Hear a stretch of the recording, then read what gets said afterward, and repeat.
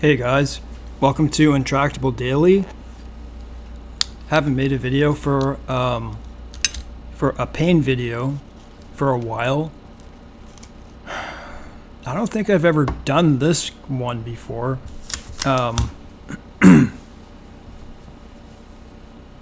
This is something I faced that was horrible. I can't even begin to tell you the trouble I felt within my soul, within my spirit, about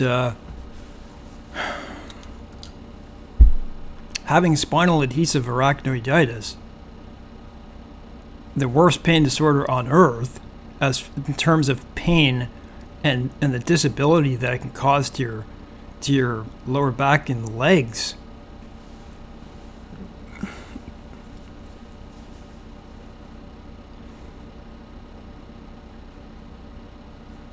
Sorry, I'm just trying to get spasms out of my throat.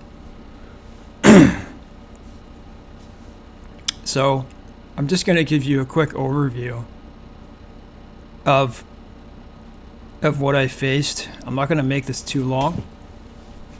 And no matter where you are, if you've got a lot of disability in your legs, or if you have, like, what's it called? If you're going through a progression, if you're in an inflammatory state right now, there are certain things you might be going through, and they may be telling you it's not true. Don't be dismayed. I know that's easy to say, but at least you found a channel like this, right? So, give me a second and I'll tell you what happened, but first I'll say this. When I finally caught on to what this is, what it was, I had spoken to, Dr. Tennant diagnosed my spinal adhesive arachnoiditis. And I was told by that community, I forget exactly who it was a single person, and they told me not to, or maybe it was a community, in any case, but someone emphasized to me, do not believe what they say. If they tell you they don't have it, still send the MRI to Dr. Tennant, because this is what he does. This is what he does. Think about that. He's a physician, and he was a somewhat famous person too. And I'm not saying that's important, but what I'm saying is, he's a lifelong physician who studies this stuff. And in any case, it just makes it. So, said send it to him, and that's what I did, and I got my diagnosis. But I want to tell you what happened in the beginning. And for someone to say that you don't have it, like, not to say you don't have it, like we're just not seeing that, the radiologists, right? I get my MRI, and then they say, well, we don't see it on there. And the reason they don't see it on there is because the practices of radiology, of what they're taught, have not caught up. Why is that? There are so many people suffering in darkness, because it's very few and far between that someone is actually going to give you a diagnosis of that nature.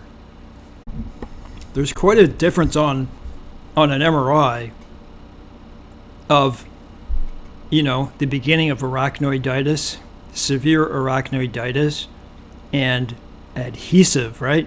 Adhesive means to adhere. Your spinal nerves start to stick together by adhesions.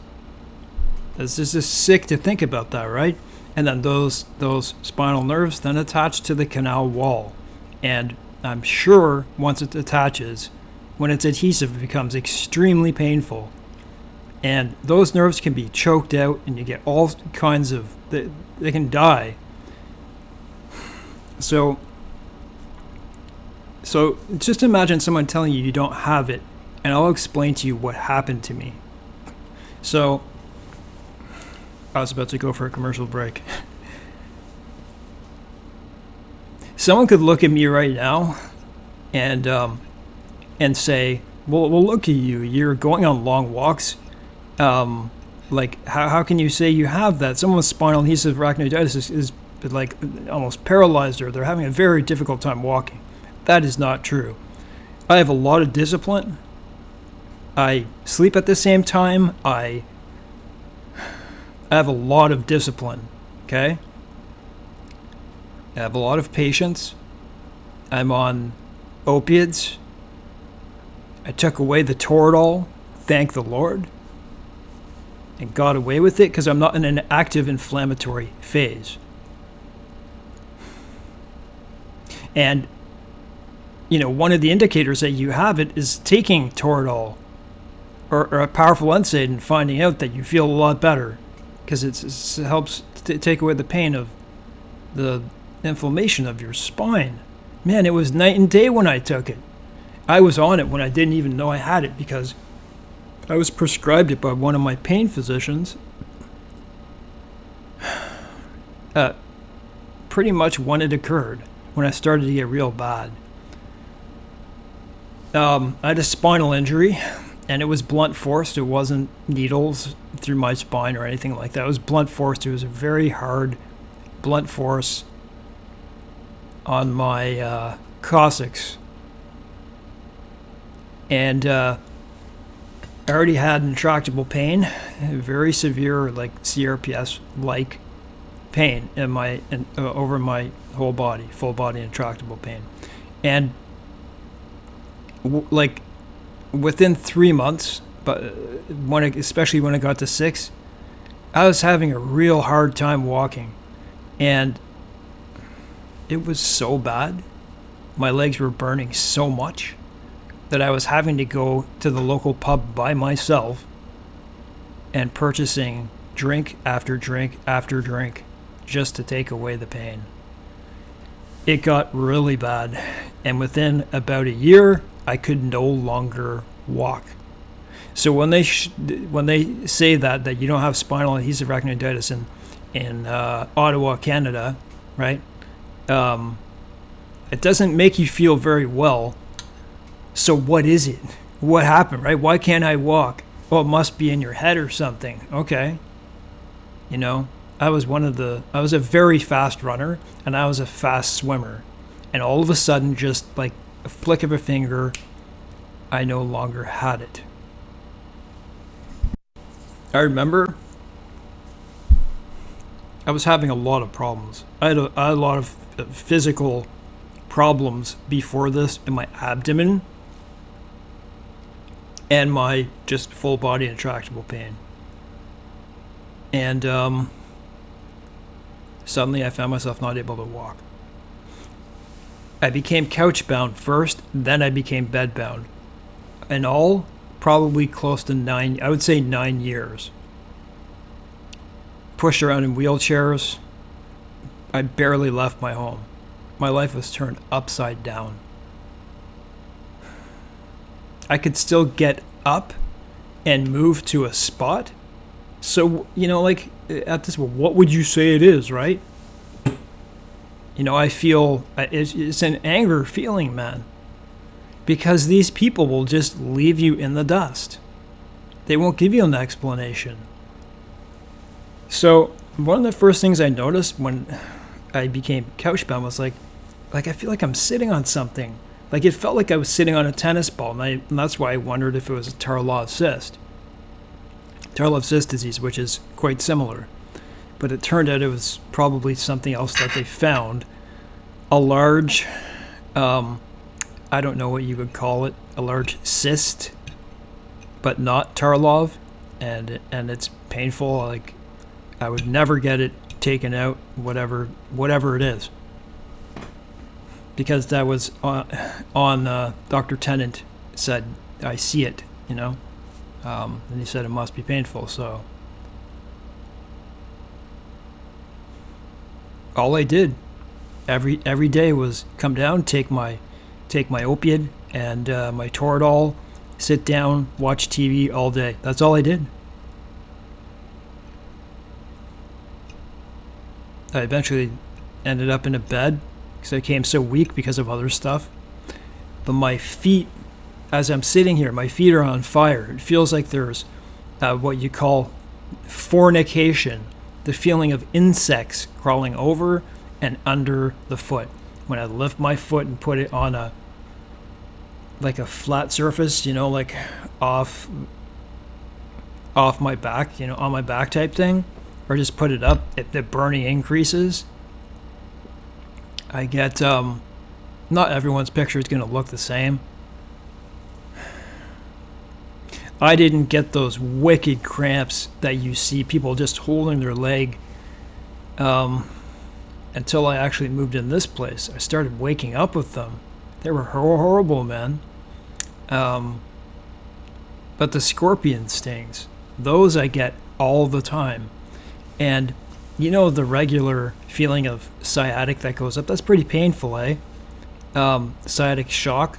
I find this, because I've had both, I find this sciatic goes higher and it's more powerful in this, and it can really stun you, just out of nowhere.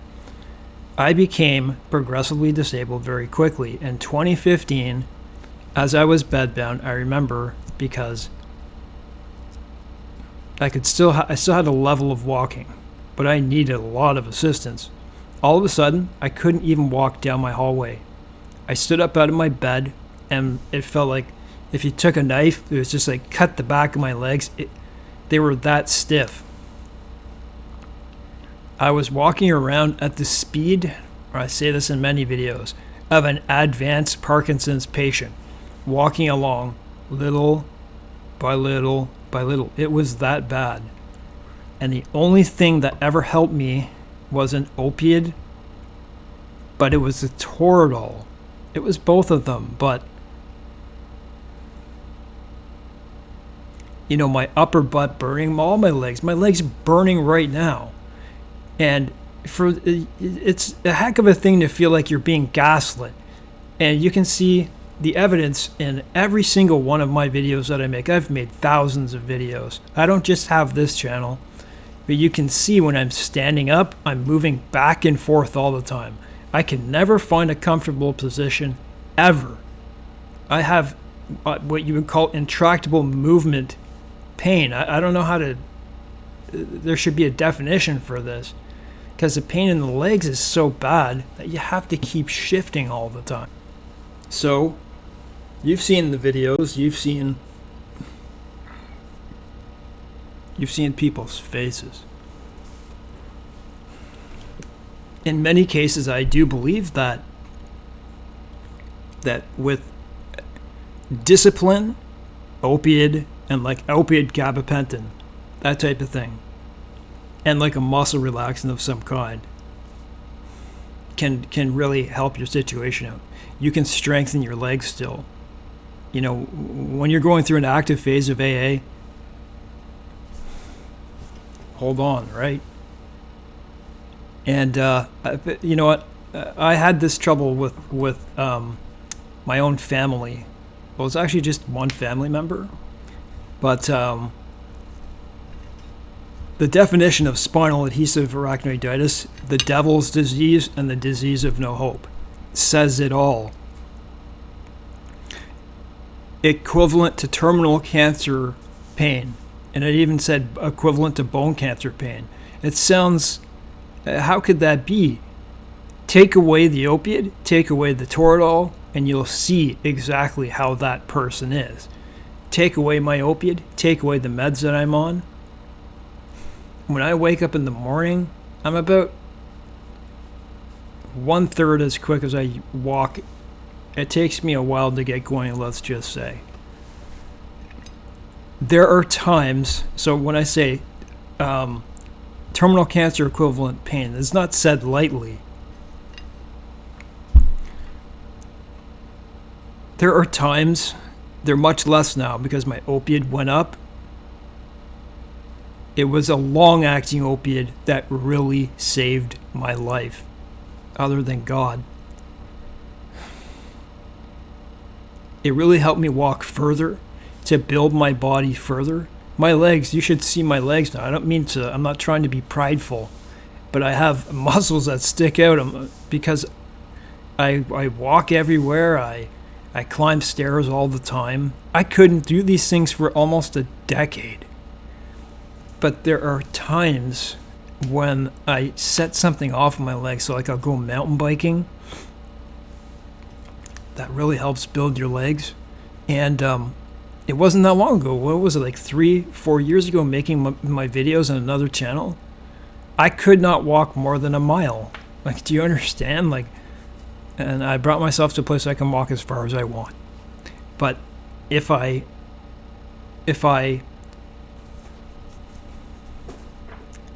remember I was mountain biking and making mountain biking videos.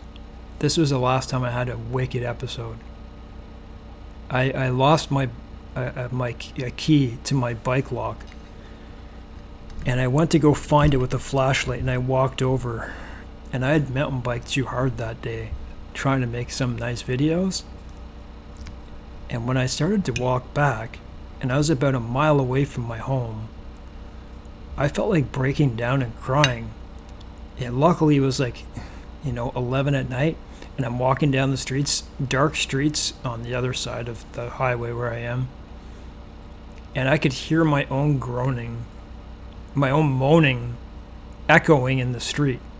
That's how bad it was. And it felt like 10 hours just to walk home. I just wanted to get home. When I came home, I started to cry.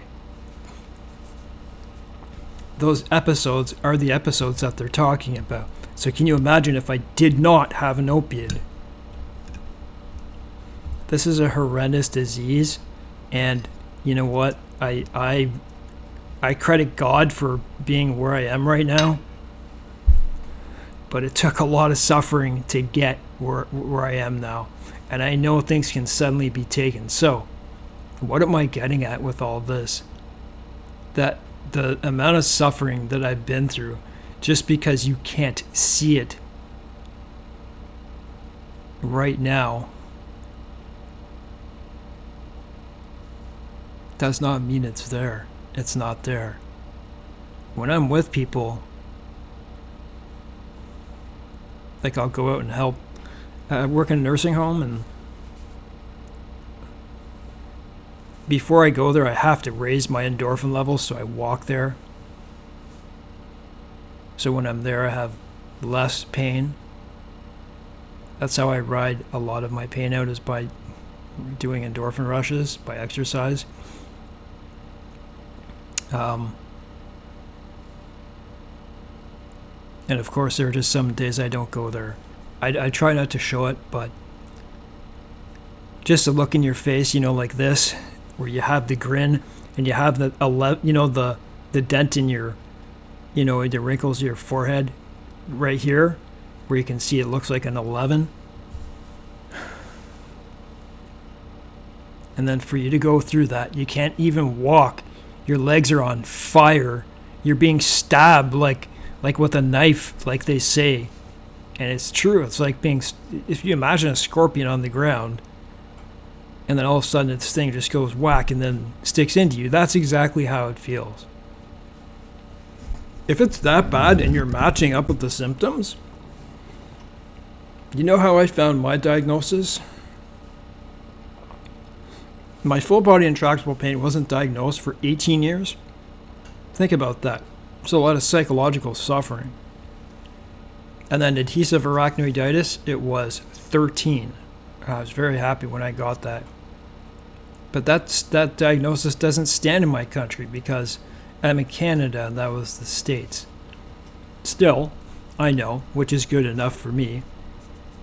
And when I look on an MRI, I can see exactly, I can see the scar tissue sticking to the canal. And, they're stupid. I'm sorry, but they're stupid. They won't look at it properly. They won't listen. If your legs are burning, if your bottom of your feet are burning, if it's getting progressively harder to walk, then you likely are developing that same type of thing. Just, if that's you, hold on. And I read the manual, the AA manual, and it said, I know Dr. Tennant believes in God. I know that much. But it says in there, consult God, but don't depend on him, because this pain can get so bad that you can't even think of God. Yes. And I was stuck in that cycle for a very long time. I was, I couldn't sit down because I could never find a comfortable spot. And standing up, I could only be on one floor of my parents' home. And I would walk back and forth like pacing. Why? My short-term opiate, short-acting, was wearing out on me. And I was literally dragging my foot. Like I would have to haul my foot. It was so bad. Man. And then finally when I took a long-acting, I went from a 5 oxycodone to a 10 long-acting. It was like, wow, man. So, about the God part, whether you believe in God or not, is it going to hurt to call out to him to try to build yourself up to a spot where I am? I deal with hell every single day, but I try to be as careful as I can, and that can be tough, right? And distraction. Find distractions. And I just want to finish by saying this. So if they show you that and you're shown otherwise, sure, go and question them. Bring pictures of the and study what AA is in the canal. Study all that stuff. Look at it and show it to them. If they don't, like it says in the book, who cares about naysayers? Even your own family. One thing that bothered me most, looking back, was I have difficulty speaking in case you don't know.